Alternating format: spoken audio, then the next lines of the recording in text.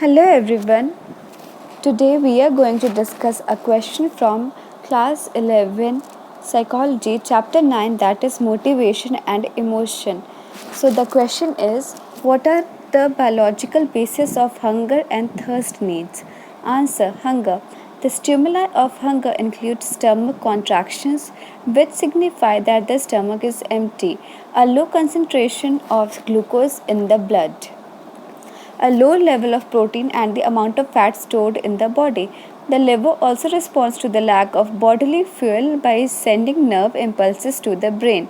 The aroma, taste, or appearance of food may also result in a desire to eat.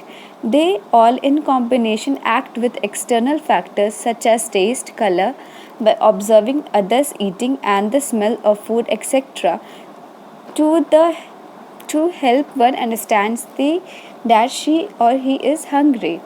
Thirst. When we are deprived of water for a period of several hours, the mouth and throat become dry, which leads to dehydration of body tissues.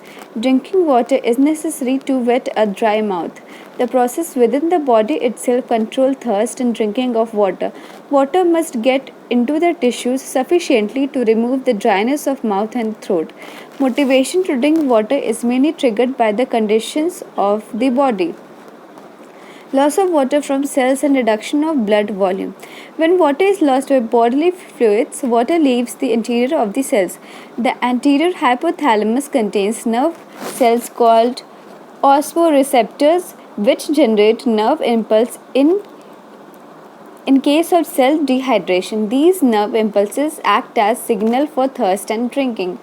First view, the mechanism which explains the intake of water is responsible for stopping the intake of water. Second view, the precise psychological mechanisms underlying the thirst drive are yet to be understood.